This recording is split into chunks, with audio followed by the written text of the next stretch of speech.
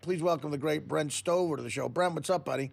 Hey, Artie. Yeah, you're not lying, man. I look terrible right now, and it's bad too because you're supposed to know this stuff. You follow it every day, and then I'm just getting blitzed right now. Yeah, but a lot of people do. But to your credit, you were the one who really hammered home how nuts this tournament was going to be. And you said the 16 is going to be the one that didn't happen, but a 15, look what they're doing. I mean, you came pretty close. Have you ever seen a tournament this nutty or what? No, it's crazy. The best part for me is that you could argue, and this is only, there are people that would go directly against me and say, well, Gonzaga was a top 10 team.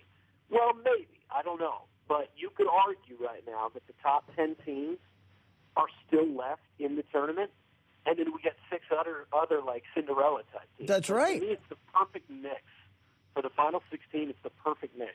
Yeah, it is. I mean, you got Duke playing Michigan State to me too early. Like I'd like to see that matchup later, but in a way it works for this because you knock one of those guys off early, which just means who knows? One of these Cinderella teams have a better shot at getting to the Final Four.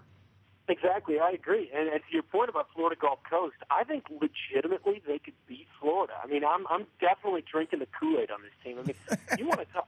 That's like my most anticipated matchup. You'd think it's like Duke, Michigan State, or maybe Arizona, Ohio State. But my most anticipated matchup is watching this Florida Gulf Coast team again. Right. Brent, I agree with you 100% on that one because these are kids who maybe they were late bloomers. Right. Maybe they were just under the cutoff for getting recruited by Florida. So they've got a bone to pick right now. Definitely. And as we saw tonight in Chicago, emotion goes a long way in basketball. I didn't think Chicago could hold it out because they played so well with so much emotion early. I think Florida Gulf Coast, you've seen how emotionally invested they are in their games. Right. That's going to be up to notch. I can't imagine what it's going to look like. Emotion goes a long way, which is my favorite Billy Squier lyric ever.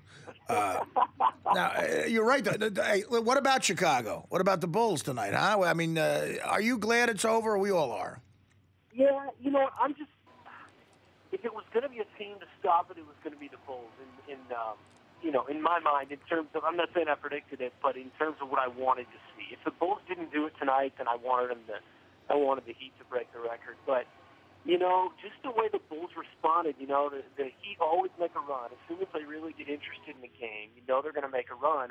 And they did make that run. With about 3 minutes left in the fourth quarter, they got the back-to-back threes from Chalmers and Battier and went up one. And then the Bulls punched them right back. And then in the fourth quarter, they really punched them. Like it was, they beat them up a little bit. And that's the way the Bulls do it. They play defense unlike anybody else in the league. And we saw it in the fourth quarter, and that's why they were able to finally beat the team that withstood the Heat when they made their, typical fourth quarter run. What about the Bulls if they had Derrick Rose? Do you think the Bulls are the team that could take them out in a 7-game series if Derrick Rose was there? Yeah, I mean, it's easy for me to say just based on what happened tonight. But, and Noah didn't play either, Joakim Noah, and he's huge inside for them, especially defensively and getting rebounds. And they still performed the way they always do on defense, and offensive rebounding was a huge thing, a big reason they won tonight, and that was without Noah. I mean, they're going to get him back. Derrick Rose, I don't know, but yeah, if they can somehow get him back and they can get 80% of what he normally has to offer, yeah, they are. Just because of the way they defend, they just won't go away on defense and rebounding.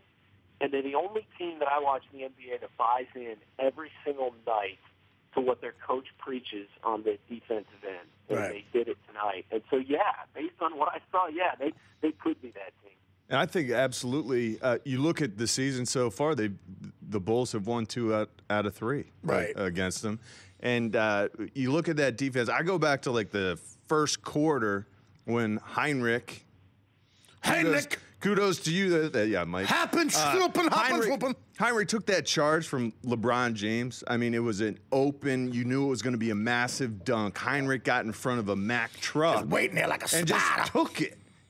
And the defense, like you said, they were constantly throwing their body around with reckless abandon, and you don't see that in today's NBA. No.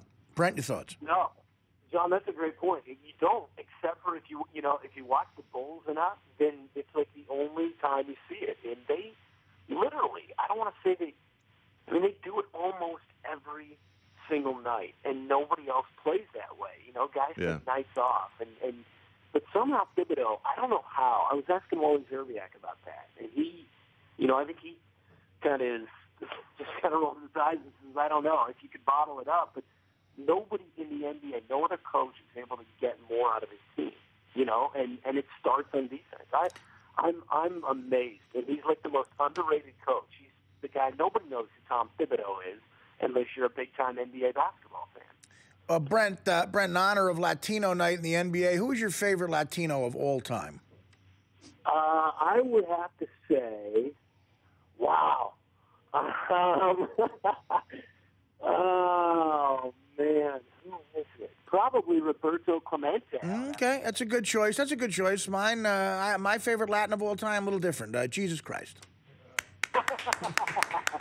Brent, I thought you were going to go that way, but evidently not. Evidently you've abandoned the church. I should have already. No, I haven't been. I got to get there on Easter Sunday. It's been about a month for me. I know you're disappointed. Let's do it. Absolutely. And in honor of Easter Sunday, I will tell my favorite Easter Sunday joke.